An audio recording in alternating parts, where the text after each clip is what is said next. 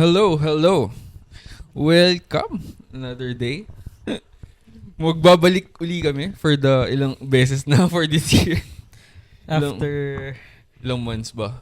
Ano ba last upload natin? Feb? Ay, hindi. Hindi yata. Hindi, feeling ko January pa yata. January pa ata. Hindi ko na alam. So yun, busy ang 2026 namin. And as you can see, bagong lugar na naman. Wala pa rin kaming permanent address. So today, ang ano lang kami, magma-mic check muna kami. If Therapy session. therapy session. Kakamustahin lang natin si Kenzo. Ah. Tapos next episode, siguro ako naman. Siya naman yung nakahiga. So ngayon, pag-uusapan natin ang pinagdadaanan ni Kenzo. So, Okay. so kamusta ka naman, Kenzo, this 2026? So far, I think, di na ako binubugbog. Hindi na, okay. Hindi na. That's bad actually. Bakit? Ba't hindi na? Baka syempre. Ako na yun ang bubugbog.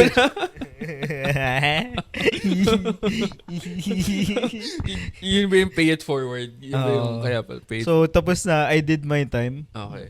Ako naman yung, Ikaw naman. kumbaga, double it and give it to the next person. Oo. Tama naman, tama yun. So, dapat hindi mag-end yung cycle ng trauma. Ng trauma. No? Dapat tuloy-tuloy lang. I feel like yung trauma, Ah. yun yung, that's what makes America great. So, dapat tayo din.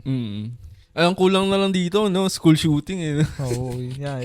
Kasi school shooting natin, ano lang eh. Pellet ka lang yun. Mga nag-sturdy kasi yung mga bata dito, eh.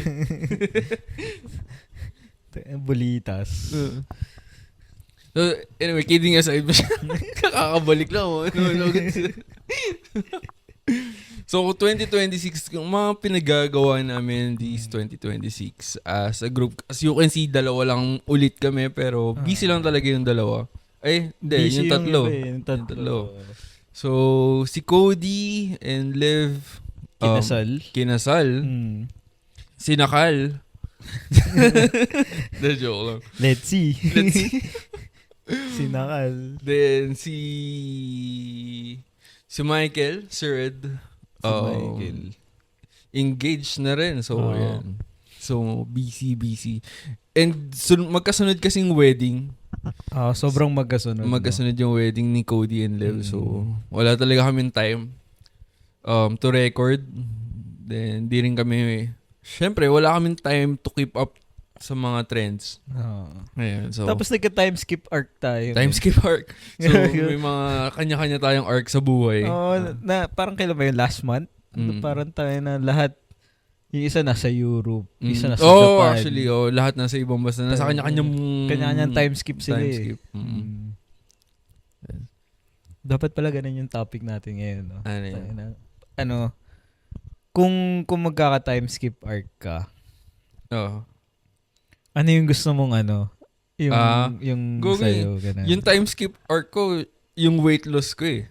Diba? Oo, pwede. Diba? Pwede. Tangina si Jasper lang naman walang weight loss eh. Yung pagtaba ni Jasper yung time skip niya. Tangina pagbalik niya, Diba? mas bilog na siya. Diba sa One Piece, pinanood ba yung time skip nila? Diba yung iba nag-train? Tapos si Usopp tumaba lang. Hindi kasi parang puro berries ganyan. So yun si... Pero bumatak siya pagkatapos. After. Diba? Pero yun nga, during time skip niya, tumaba lang siya. Yun yung nung nakita nila yung 2 days, 3 days, 3 days, 2 years. Oo. Yung kinancel out na yung 3 days. So, yun. So, ano ba mga nalampasan nating trends this past months? Ano bang mga nangyayari? Gera, putang ina.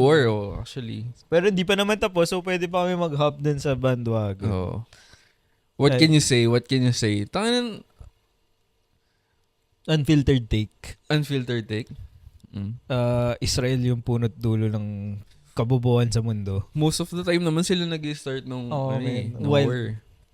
Ewan ko, feeling ko marami na rin ganun mag-isip ngayon eh. Pero karamihan sa mga mga Pilipino, I would say. Oo. Pro pa rin sila eh. pro-US, pro-Israel sila. Most lalo of the na- Filipinos? Oo. Okay.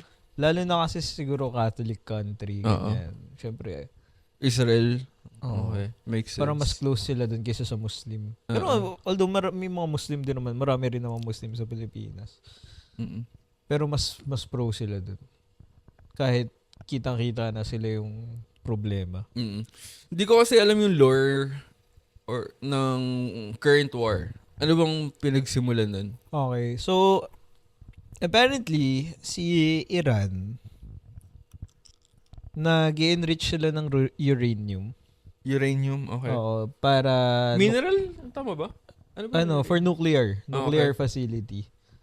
Tapos ang sabi ni Israel, gumagawa daw ng nuclear bomb si Iran. And Okay. hindi nila pwedeng payagan na magka-nuclear Mm. bomb si Iran kasi unstable daw si Iran. Okay. Sa Middle East kasi, like sa Syria, Lebanon, sa Gaza, ganyan. Okay. May mga militant groups, mga Hezbollah, mga ano yung pangalan sa Gaza? Nakalimutan ko yung militant group. Basta may mga groups doon na fina-fund ni Iran para lumaban. So hindi sila government, pero parang ano sila, parang basically sabi nila terorista. Okay. Pero sila yung lumalaban sa Israel. Mm-mm. So sinabi nila, tangina pag nagka-nuclear bomb si Iran, edi inu-nuclear nila kami. Kasi Oo. ibibigay niya yun dun sa mga militant groups eh. Oo. Parang ganun. So parang apparently nakita ko sa pinaka-reliable source na TikTok. Parang since 19 something pa, sinasabi na nila na Iran is 2 years away from developing a nuclear bomb. Okay. Parang ganyan. Uh, Tapos 2026 na. uh, Yun pa rin yung ano nila, yun pa rin yung narrative nila na malapit na si Iran, magka-nuclear bomb. So, it's now or never. Kailangan natin silang atakin. So sila ba, si Israel ang una? Tapos sumapaw lang si US? Hindi, si US yung Una. umatake. Oo. Feeling mo, inudyukan ni Israel si US? Oo. Kasi Israel yung pinaka parang sabi nga nila puppet ng Israel yung US eh. Okay. Parang kaya naman sila nasa Middle East yung US to protect Israel. Oo. Kasi parang of all the countries sa Middle East, parang Israel lang yata yung hindi Muslim. Non-Arab tsaka non-Muslim Ano ba? country. Catholic ba? Jewish. Oo nga. Jewish. Okay. May Jew ba dito sa Pinas? Sa Siargao. Pero ano? Sa Siargao man. Pero di ba, parang ang Jewish ba? Sorry, di ako familiar masyado sa Jewish na religion. Ano ba sila? Medyo close ba? Close parang sila Christian sa to Catholic ba? Parang ganun ba yung closeness ng... basically si Jesus Christ kasi Jewish. Okay. So, yung mga galing Israel, yung Jewish na religion, yung Judaism, parang doon nang galing yung Christianity. So, parang Catholic. branch lang. Oo. Okay. So, parang, kumbaga ano siya, before New Testament, yun yung paniniwala ng Jewish. Okay. Di sila naniniwala kay Jesus. Okay. Ano sila? Parang, nag-wait sila sa Messiah. So, until now, nag-wait pa rin sila? Okay. Pero close sila. Close sila. I mean, like, karamihan yun sila. Abraham and shit. Ganyan. Yan yung sa kanila. Kaya ba tawag, ano yun? Kaya ba tawag mga Jew? Ano tawag yun? Mga Husto? Tama ba? Hudyo? Mga Hudyo ang tawag niya sa, disciple. Tama ba? Disciple ba? Hindi. Jewish yung Hudyo. Okay. Hudyo. Mga Jews. Mga Jew. Tapos, saan ba ako sa kwento ko? Ayun, so inatakin nila para sirain yung facilities. So, yun yung phase 1. Sinira nila yung facilities.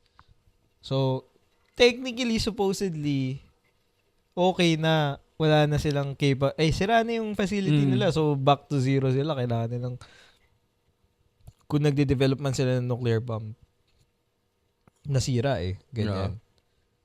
Pero hindi, it doesn't stop there. Hanggang ngayon, nandun pa rin sila, nakikipag-away pa rin sila. Tapos, ayun. Parang, sinisira nila. Then, parang, ang bilis din maayos. Kasi, di ba, parang, nasira na nila. Or marami lang facilities sila. Ang sabi nila, nasira naman. Day 1 pa lang nung diba? Day 1 pa lang nung conflict. Sinabi nila, hindi, wala. Mission success, pinag-boost namin. Pero ba't hindi nag-i-stop doon? Nag-escalate kasi si Iran pumalag. Okay. Siya, hindi namin kailangan ng nuclear bomb. Titirahin namin kayo. So ngayon, nagpaulan sila ng missiles. Paulan sila ng mga drones, ganyan. So dahil lang, retaliate? Oo. Tapos parang, kung naririnig mo yung Strait of Hormuz. Okay. Kasi dun sa Middle East, sa Gulf area, merong parang, basta para siyang maliit na nakadaanan sa dagat. Na basically territory ng Iran tsaka ng, I think, Oman yata. So, iskinita siya sa dagat. May So, ngayon, tangina nyo pinatakan nyo kami. Hindi ko kayo papadaanin. Doon dumadaan yung mga, mga oil Yung mga barko. Yung mga barko. So, ngayon, sinuchoke nila na parang, kung di nyo kami titigilan, wala kayong kalabas dito. Oil. Apparently, sa Europe, most of Europe tsaka Asia, doon nang gagaling yung supply ng oil nila. So yun, chokehold siya na ganun. Tas ang ginawa ng US, parang si Iran yata, may pinapadaan siya, pero yung mga tropa lang niya. Okay. So sila China, ganyan. Sige, tropa tayo Daan kayo. Papadaanin ko yung mga papunta sa'yo, papadaanin ko. Pero yung mga papuntang Europe, mga tropa ni US, hindi ko papadaanin. Ganyan. So ngayon, ang naging decision ng US is isasara ko. Okay. So parang medyo bobo, diba? Paano yun? Paano nila isasara kung technically... So kunyari, kung si Iran, hindi siya nagpapadaan, limited yung pinapadaan niya. Pinapadaan niya yung mga tropa niya. Sabi ni US, hindi. Walang dadaan. Hindi pwedeng tropa mo lang yung dadaan. Okay. So, you're not closing it, I'm closing it. Ganun na yung stance nila ngayon. Na parang, tangina, hindi nyo naman na-solve yung conflict So, sobrang petty na lang ng away. Pero, nababasa ko, tsaka sa most reliable source na TikTok. Which is TikTok. Okay lang sa US kasi may sarili silang gas. May sarili silang oil. Tapos, di ba kinuha nila yung Venezuela recently? Si Venezuela, malaki din yung... Parang apparently, Venezuela yata yung pinakamalaking largest reserve ng oils. Okay. So, ginagawa nila, chinuchoke nila yung, basically yung world para sa kanila kumuha ng oil. Okay. So, business na lang. Business na lang. So, babalik sa pera lang din. Okay. Pero at what cost? Go, lalo. Diba? Yun yung wild. Ang daming abala. So, speaking of, natawa ako kasi may naalala ako na parang may mga nagpo-protesta that time nung syempre tumataas yung gasolina. Yung mga Filipino parang nagpo-protesta sa Petron.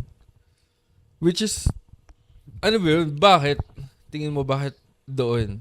Diba parang mali naman na doon sila magprotesta na parang ano bang magagawa ng Petron? Wala Hindi diba? Kasi si Petron, again, base lang din siya kung magkano niya nasa negosyante. Kung magkano mo nabili yung supply mo, syempre, doon magbe-base yung presyo ng benta mo, ganyan. Ang mali lang doon is, si government, wala siyang subsidy sa tao.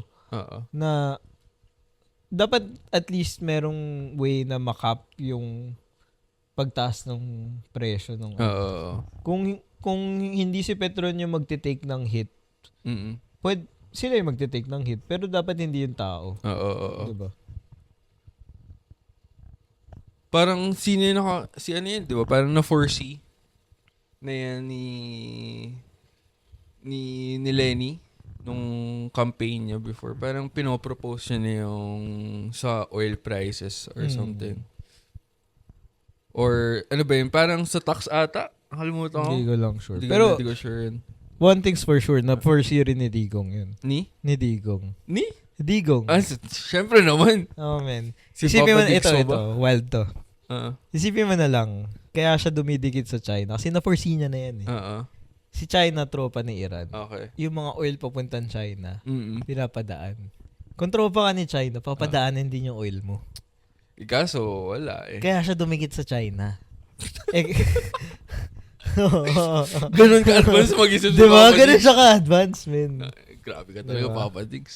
Baka ano lang to, baka all act lang din yung nasa hagish. Baka na-foresee nyo na rin yun. Then, na-foresee niya rin yun. Oo. Next pa yun. Oo. Na-foresee niya na Shit. may mangyayari sa Kukunin ako ng Pilipinas. ICC. Ganun. May mangyayari sa Pilipinas. Pilipinas. Shit. Ngayon, Bakasyon muna ako. pupunta ako ng Hague. Kunyari magpapahuli ako. Oo. Pero di nila alam. Pero di nila alam. Mas safe ako dito. Oo. Parang ganun. Bakasyon muna. Kaya tingnan mo yung mga family members na andun din lagi. Oo, Kasi diba? dito tayo, okay tayo dito eh. Or may isa pa. Narrative naman. Okay. Kumbaga, kung hindi ako nahuli, Mm. yung campaign natin, kasi ngayon may at least solid yung campaign nila yun na hustisya para kay Digong, 'di ba? Ganun yung sigaw ng pamilya niya eh. Kung wala siyang ganun, ano yung plotline nila? 'Di ba? Kung nasa Pilipinas lang siya, kung hindi siya nakakulong sa Pilipinas, hindi ganun kaganda yung story niya eh. Oo. Para pala sa biography niya pa to, no? Oo, 'di ba? Parang nakulong ako, ganyan. Oo. Injustice. What if biglang siya pala yung messiah natin, no? Maybe. Maybe. Hindi Siya niya pala lang yung chosen one. alam. Tapos second coming, men, pagbalik niya, no? Litigog sa Pilipinas. Kaya pala bring him home. Oo, Kaya pala. diba? Pagbalik niya dito sa Pilipinas, yun yung second coming. Yung mga naniniwala lang sa kanya yung maliligtas. Ano yung feeling na nun? Ano kayo may feeling? Anong magiging may feel ng mga tao na hindi nagtiwala kay Papa Diggs kapag second coming na? Ito,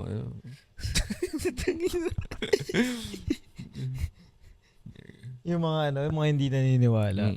Iyan sila, ipa-persecute sila, men. Ganun. Gugu. Oo. Sama naman. Feeling ko di papayag si Papa Diggs. Bibigyan niya na second chance yung mga tao. Bibigyan niya ng second chance. Si Papa Diggs pa ba? Si Papa diba? Diggs, man. Maano naman Second siya eh. coming. Mapagpatawad. Oo.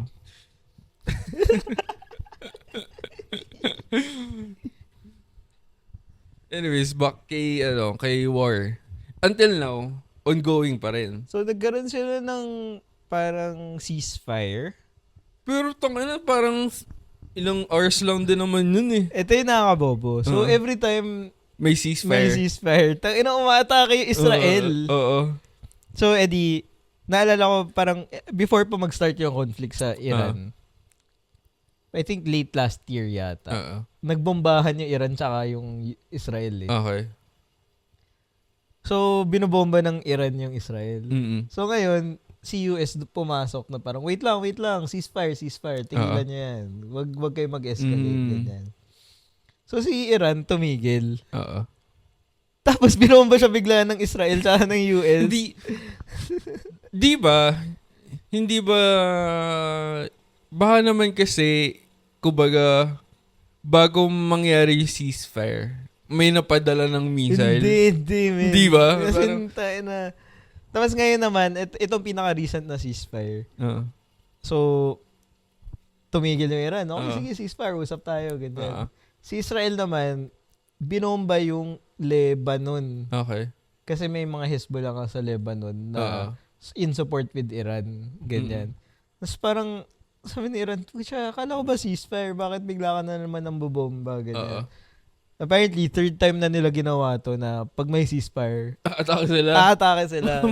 Bakit di nila alam description ng ceasefire? Kupal eh. As in, kupal talaga. Baka kasi nasa dulo kasi yung fire. So baka, ay puta, fire daw. Fire. Yun lang yung naiintindihan yun nila. lang, selective reading lang sila. Fire, okay. Ayun, DDS din pala yung mga Israeli. Going back kay talaga, siya. no? Tawag dito. Since ngayon, di ba, ano tawag dito? Since nagtaas ngayon, hindi po, nag-rollback na yun. Nag-rollback naman. Pero hindi pa rin kasing price nung before. Nasa 50, 60 pesos, di ba? Ngayon, nag-i-invest sa mga tao sa mga, electric vehicles, no?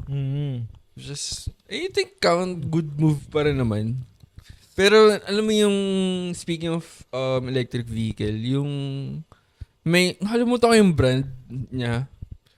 Pero kapag naka-autopilot siya, ewan ko narinig mo na to.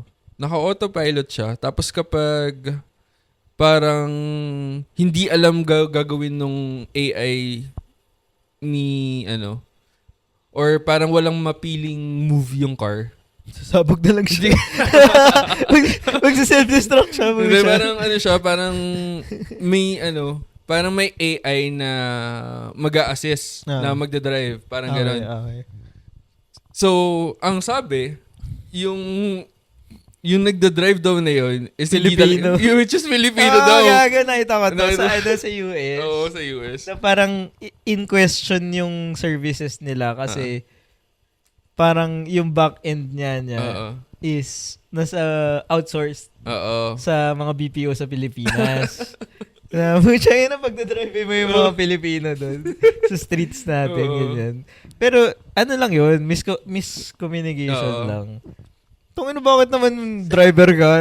Isipin mo, pasok na ako shift ko, magdadrive ako. Ganyan. Hindi naman. Ano lang sila, parang devs, ganyan. Mga back-end support, ganyan. Okay. Pero hindi sila yung nagdadrive. Ang kulit ng papasok, para... solid trip yun, no? Work from home kang Grab driver, gago. Tapos nag-radyo rin sila doon. Tapos yung, ka-video call mo rin yung asawa mo habang nagdadrive. Kala mo, pagod na. Kala mo, rumurota talaga. Tapos ang sungit mo sa asawa mo. Babay na, may pasero na ako. Tapos kapag nata-traffic, sabi na nga, Bi. Dapat tiyo dito dumaan eh. Talagang si Waze. Sinisisi lagi si Waze. Doon, kasasan ako pinapadaan ni Waze. Dapat di na talaga ako naniniwala dyan sa Waze eh. Pero ang galing din tuloy. Parang kupal din naman kung ganun nga yung service na puta, in-outsource mo pa yung pagdadrive.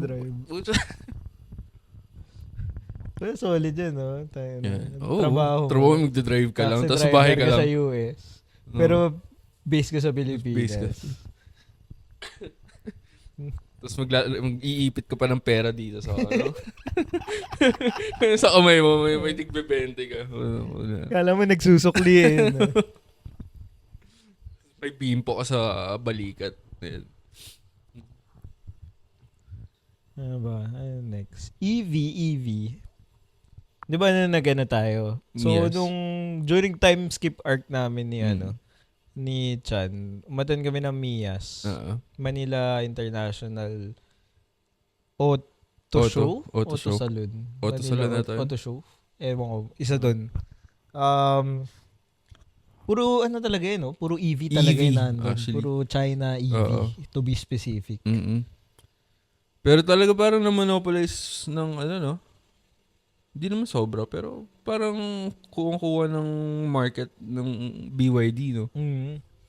Which makes me think, bakit China brands lang yung grabe electric vehicle? Mag-push ng electric vehicle? Sobrang advanced din siguro kasi mag-isip ng mga Chinese. Ewan ko. Kasi parang siguro nakikita na ng Chinese na papunta na dun talaga. So, pinupush talaga nila na ayun. Diba parang, pinaka-advanced? Diba China? When it comes, or Japan ba? When it comes to technology? Depende. Anong market gusto mo makuha sa podcast natin? I would say China. Tingin ko China. Feeling ko rin naman China eh. Japan kasi, from what I read before, I think yung Japanese brands, hindi sila nag-fully commit sa EV. Oo. Sa full EV. Oo. Kasi sayang naman kasi yung na-build nilang ano ba? Image ba? Or ano? Parang ano bang tawag dito? Kasi pag sinabi mo Japan, talagang reliable na mga sasakyan na, Oo, man. Isipin mo yung ginagamit sa Middle East na mga panggera. Na puro Toyota Hilux. Oo, diba? Na, diba? So, ba't nila bigla silang iiwan yung ganong yung nagawa yung pundasyon nila. No? Pero parang nabasa ko nun before is nung I think siguro mga 4 or 5 years ago yun. Yung Europe kasi parang meron silang push na in 2020 something full EV na tayo. So all the major brands like sila Mercedes, sila Porsche, ganyan, Audi. Ano sila, parang nag-push sila mag-develop ng mga full EV line nila. Tapos for years, pinupush nila yon na EV. Tapos sabi ni Toyota, si Japan basically, si Toyota na bakit, parang tinanong si Toyota, bakit kayo hindi? Parang lahat sila, all the major brands, nagpupush na sila, nagsa-start na sila, or at least, main focus nila yung EV nila. Bakit kayo hindi? Parang sabi ni Toyota was, hindi pa ready. Hindi pa ready yung market. Okay. The world is not yet ready for EV? Full EV. Which is totoo naman din.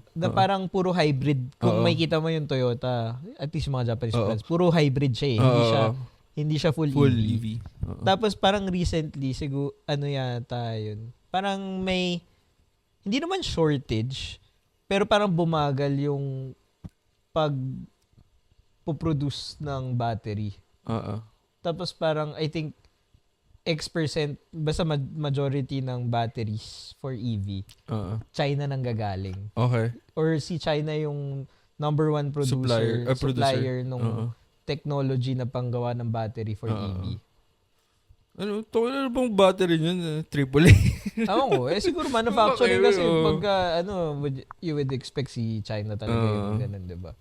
So parang, parang bumagal. So medyo nag-choke yung production ng mga EV sa Europe, ganyan.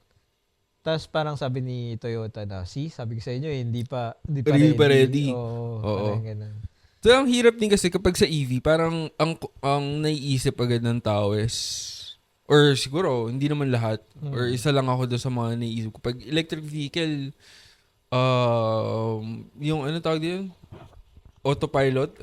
Hindi naman lahat. Hindi nga lahat, pero parang I think ang may technology lang naman yata Tesla, na autopilot, Tesla. Tapos sa US lang yata siya gumagana. Si BYD wala pang ganun. I'm not sure. Parang wala akong nababalitaan na ganun. Siguro sa China meron. Pero sa other, kunyari, imported na yung BYD mo. Sa Pilipinas, ganyan. Hindi yata nila binibenta yung Would you autopilot. think kakayanin ng AI mag-drive dito sa Pilipinas? Na autopilot? Oo. Parang feeling ko hindi. Hindi, no? Sobrang unpredictable ng kalsada dito. Baka doon ma-develop ng AI. Maging kupal, no? Magro-road rage, no? Nagro-road rage yung AI. Sagasaan mo lahat.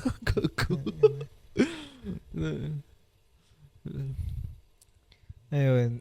So, ang question ko is, bakit pagdating sa EV, sobrang daming China brands, pero sa Western brands, or at least sa Amerika, Tesla lang naman yung yung EV na kotse, no? Walang ibang nagde-develop or walang ibang lumalaban na, kasi sa China, kunyari, si BYD meron, Xiaomi. May kotse si Xiaomi? May kotse si Xiaomi, man. May supercar sila. Parang feeling ko si Xiaomi talaga ang parang nag-success na CDR King. No? Siya yung para successful na basically, CDR siya yung Chinese Apple eh. Oo. Chinese Samsung. Okay, ganun. okay. So, siya yung parang actually better. I think mas top tier siya kumpara sa BYD. Si Xiaomi. Oo, si Xiaomi. So, pero hindi na ma-market dito ng ganun no? Wala pa yata dito eh. Okay. Pero Then, nung pumunta ako ng China, nakakita ko ng Xiaomi na kotse. Wild, man. Ano yung tsura? Mukha siyang cellphone. Di, mukha siyang May tatlong camera sa gilid. Mukha siyang, as in maganda siyang kotse.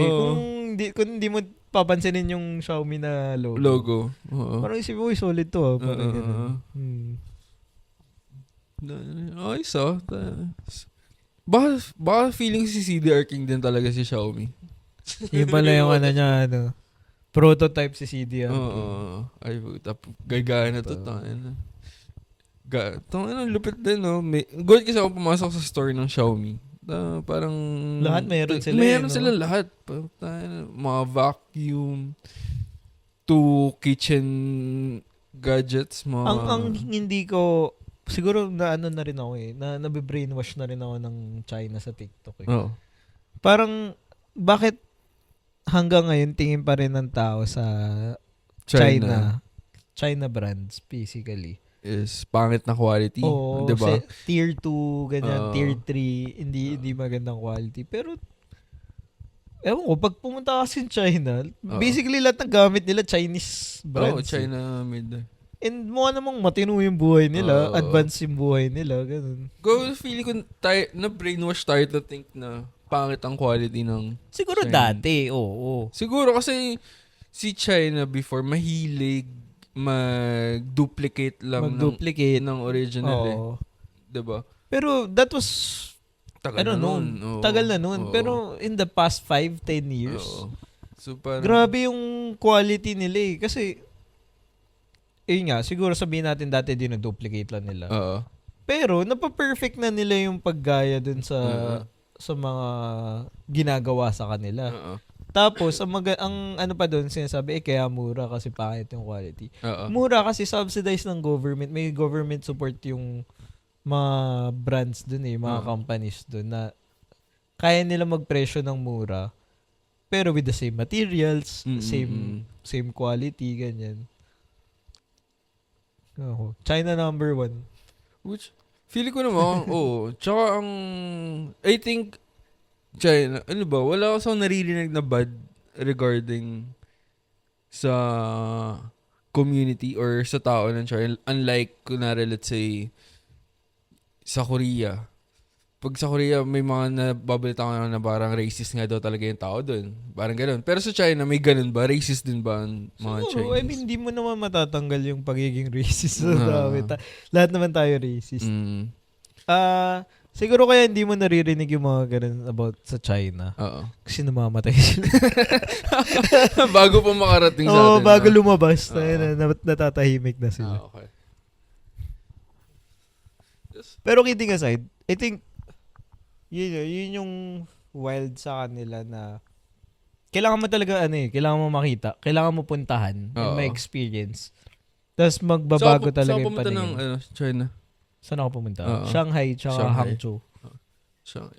Kasi pag China nasa isip ko, kasi never pa naman ako nakapunta doon. Tayo na puro casino. Totoo ba? Macau.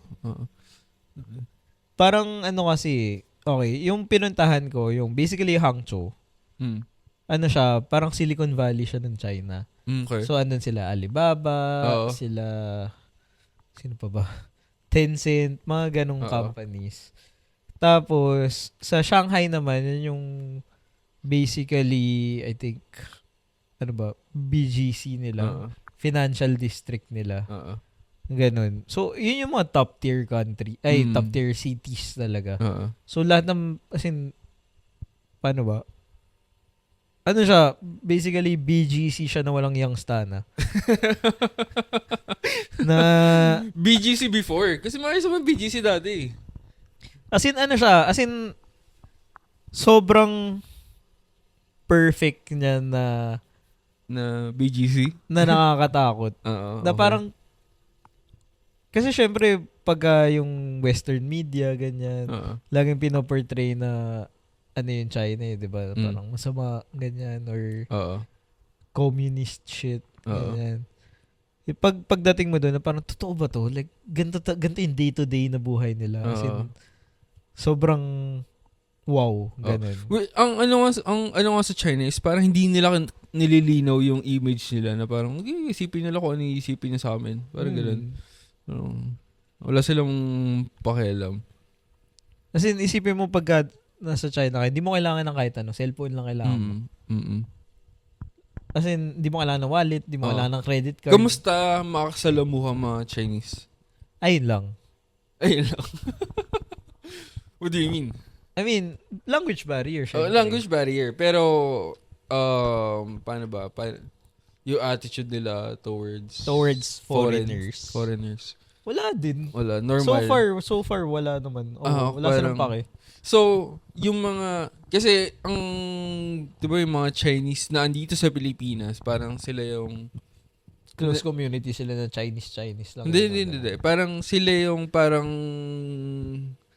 ayaw ng mga Filipinos na parang, kukupal nito mga to. Ganun, kala mo kung sino, mga entitled, mga ganun. Ganon din ba sila dun? Or? Hindi naman. At least yung mga napuntahan ko. Kasi yung mga pinuntahan kong cities is basically, global city yung mga yun. So, marami ring foreigners, ganyan. Kasi yun yung top 1 cities nila eh. Okay. Tapos, yung mga nagpupogo kasi sa Pilipinas ng mga Chinese, yun yung mga latak ng China. Okay. So, basically sila yung mga DDS sa China. Tapos, papadala sa Pilipinas. Okay. So, kaya nagkakataon na kaya ayaw natin dun sa mga mainlanders na pumupunta dito nung time na yun. Na sinasabi natin sasama na ugali, ang dudumi, ang kakalat. Kasi nga sila yung ganun mga sa black China. sheep ng na parang, technically kaya nga sila nandito kasi illegal sila eh. Illegal ang pogo sa, ang gambling sa China eh. So, kaya sila pupunta ng Pilipinas dito mag-ooperate kasi huliin sila pag sa China sila. Ayun. So, illegal pa pala sa China yun? Or syempre sa casinos lang ang legal? Ganun. Bawal yung online. Online. So, yun. So, basically, mga criminal yung mga pumupunta dito. Kaya ayaw natin sa kanila kasi no shit, criminal sila eh. Makes sense. Tapos yun yung tawag dito, kasosyo ni Harry Roque. ni Harry Roque. Okay. Good talk yun. So, good mic check yun. May naka-update ba tayo? Hindi naman tayo nag-update. Parang chismisan lang din tayo eh. So, parang first 5 minutes lang yung catch-up eh. Anyways. Good talk yun. So, next episode, ano ba? Maghahasik kami ng wala. Anyways, thank you guys. For sure, mapapadalas na ulit ang namin. Ang uploads and recording. So, yeah. Huwag kayong mawawala dyan. Uy, actually, thank you sa mga sa mga nagpa-follow up nung uploads. Mga naghahanap sa amin. Meron din pala. Ang daming naghahanap. Actually, di ko na-expect yun. May naghahanap pala. So, thank you. Balita, bakit di na kayo nagre-record? Nag-away ba kayo? Ba't nauubos kayo? Oo, parang... Diba? Naging 2 kayo, tas dumami ulit kayo. Oo. Ngayon, 2 na lang ulit kayo.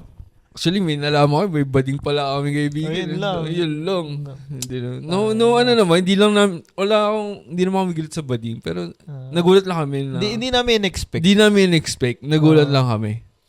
Na all this time, ganun pala siya. I mean, iniisip ko na rin yun before. Like, okay. May chance, no? Never ko naman kinross out na okay. Na hindi siya bading. So at least, di ba, parang sana sinabi niya na lang na nag-start yung friendship natin sa ano na bading siya. So naka-disappoint lang na kailangan niya itago na parang hindi niya tayo pinagkatiwalaan. Tsaka yung the way kung paano pa natin nalaman. Ang pangit. Parang nabigla, nanginig yung mundo. Good morning! Anyways, we support you sa ano man yan. So, I hope happy ka Happy ka sa trip mo. Happy ka sa trip mo. Happy kami for you. And yan, nakalabas ka sa closet mo. Congrats.